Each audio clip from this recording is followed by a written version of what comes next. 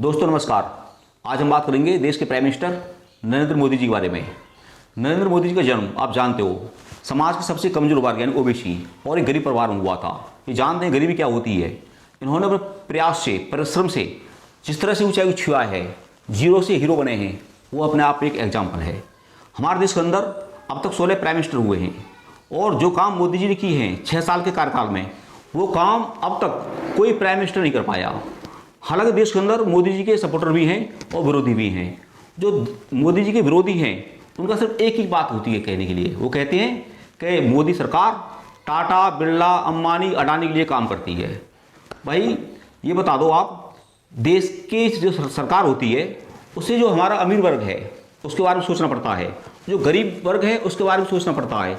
यदि अमीर लोग टैक्स न दें तो गरीबों के लिए हमारी चल रही योजनाएं, वेलफेयर स्कीम, उनके लिए पैसा कहाँ से आएगा। फॉर एग्जाम्पल मनरेगा के लिए जो मजदूर हैं हमारे काम करते हैं, उनके लिए पैसा कौन देगा। ये पैसा जो आता है वो अमीर वर्ग से आता है।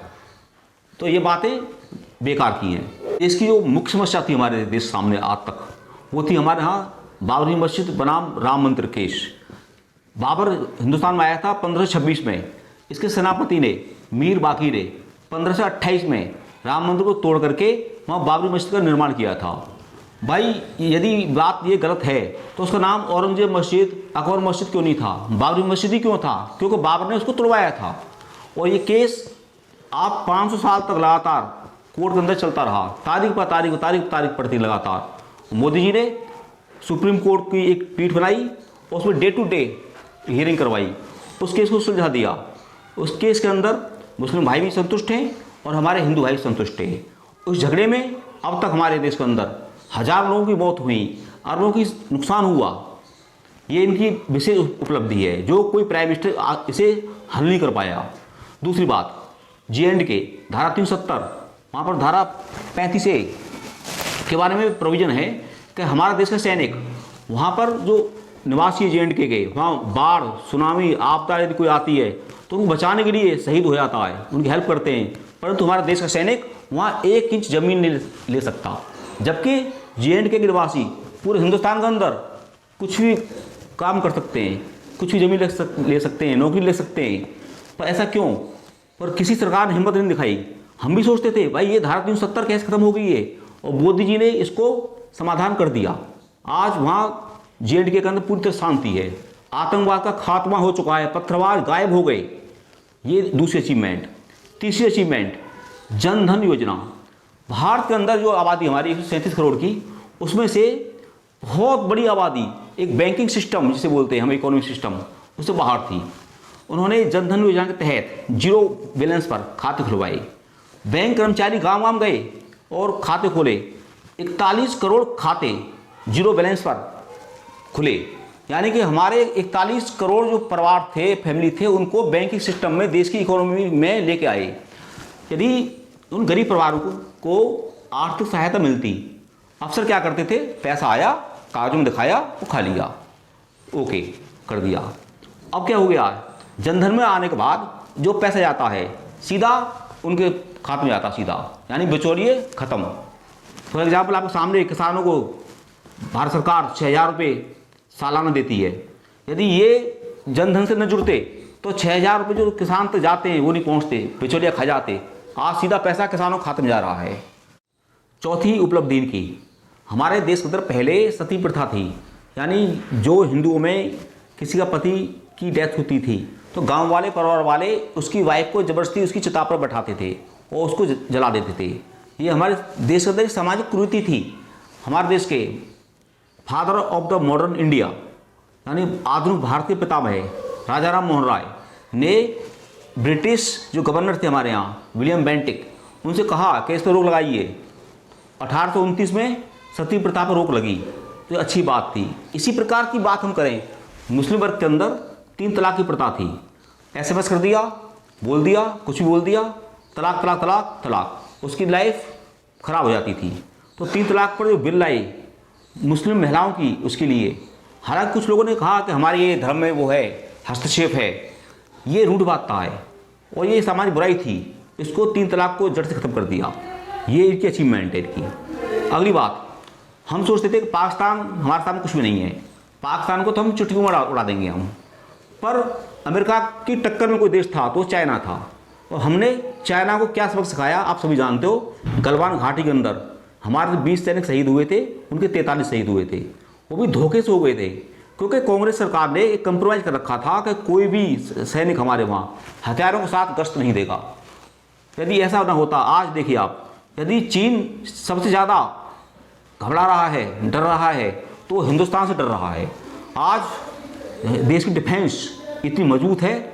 आप जाइए, आप बॉर्डर पर किसी से सैनिक से पूछिए कि आप बताइए कि अब आपको ज़्यादा फैसिलिटी मिल रही है या पहले की सरकार के ज़माने में फैसिलिटी ज़्यादा थी। यदि एक भी फौजी ये कह दे कि नहीं ऐसा नहीं है, आज देश की डिफेंस हमारी इतनी स्ट्रॉन्ग है कि हम चीन भी हमसे डर रहा है। आज विश्व की शक्तियाँ जापान, ऑस्ट्रेलिया, अमेरिका सभी इंडिया के साथ हैं, खड़ी हुई हैं। क्यों? क्यों पता है कि इंडिया एक ऐसी पावर है जो चाइना को भौंतोड़ जवाब दे सकती है। बहुत महत्वपूर्ण समस्या थी। हमारे जो सैनिक थे, जो सैनिक पहले हुए थे रिटायर, उनकी पेंशन 3000, जो अब हो रहे रिटायर उनकी 30,000, मतलब काफ़ी वो थी विसंगति। और हमारे लाखों सैनिक इससे परेशान थे। कोई सरकार इसको नहीं सुलझा पाई थी। मोदी सरकार ने इसको सुलझा दिया। इसका नाम था 1 रैंक 1 पेंशन। अगली बात, कोरोना के बारे में। अमेरिका कितना पावरफुल देश है, अमेरिका, ब्रिटेन, जर्मनी, क्या हालत हुई थी इन देशों की आप देखते हो।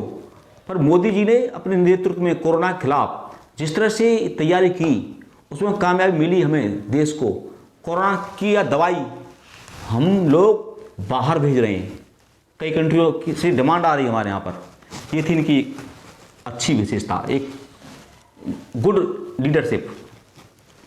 गाँवों में हमारी गरीब महिलाएं जो चूल्हे पर रोटी बनाती हैं, उनके धुआं से बीमारी, टीबी, दुनिया भर की आँख की समस्या, उनको रसोई गैस के कनेक्शन मुफ्त में दिए। 4 करोड़ लोगों को, परिवारों तक मुफ्त में LPG सिलेंडर दिए। ये था इनकी एक गरीबों के प्रति सोच, जिसे हम कह सकते हैं। सर्जिकल स्ट्राइक तो आप कहने की बताने की आवश्यकता है ही नहीं। पाकिस्तान में घुस करके पहली बार जो आतंकवादी मारा, 200-250 आतंकवादी मारे थे, ये हिम्मत करने वाला मोदी जी थे। मोदी ने कहा था, जब हमारे सैनिक शहीद हुए थे पठानकोट में, उड़ी में, तभी कह दिया था कि ये सौदा महंगा पड़ेगा। तो पाकिस्तान को उसकी औकात दिखाने वाले ये हमारे प्राइम मिनिस्टर थे। देश के अंदर आज आतंकवाद कहीं नहीं दिखाई देता। आज पहले हर जगह आतंकवाद, जहाँ देखो बम्बई, पटना, कलकत्ता, अब आतंकवाद सिर्फ खत्म हो गया है, मात्र J&K के 3 जिलों तक सीमित रह गया है। तो आतंकवाद को देश से हटाने वाले प्राइम मिनिस्टर ये थे, और आतंकवादियों ने देश के हमारे प्राइम मिनिस्टर इंदिरा गांधी, राजीव गांधी की हत्या की थी। आज आतंकवादी खत्म हो चुके देश। सबसे बड़ी इनकी एक अचीवमेंट, हमारे देश के अंदर गरीब परिवार हैं, उनके पास इलाज के लिए पैसे नहीं होते। उन्होंने आयुष्मान भारत योजना की शुरुआत की, जिसमें गरीबों को 5 लाख रुपए तक का इलाज फ्री में होता है। और गरीब परिवार के लिए 5 लाख रुपये बहुत होते हैं। पर कुछ सरकारों ने, जैसे दिल्ली सरकार है या पश्चिम बंगाल सरकार है, उन्होंने उसको लागू नहीं किया। भाई गरीबों के हित की योजनाएं आपको लागू करनी चाहिए थी, नहीं की इन्होंने। तो मैंने मोदी जी के बारे में जो अपने विचार रखे हैं, हालांकि काम तो ढेर सारे किए हैं, बताने काफ़ी टाइम लगेगा। आप भी जानते हैं मोदी जी एक मेहनती आदमी है। आज देश की साख हिंदुस्तान में है। मोदी जी को पहले प्राइम मिनिस्टर हैं देश के, जिन्हें 6 देशों ने अपने सबसे ऊंचे राष्ट्रीय पुरस्कार से सम्मानित किया है अब तक। तो मैंने अपने विचार रखे हैं मोदी जी के बारे में। आप कमेंट के माध्यम से मुझे बताएं, और मेरे channel Sanjeev Bhardwaj educational videos को सब्सक्राइब करें, और मेरी वीडियोज को अपने दोस्तों में शेयर करें। जय हिंद, जय भारत।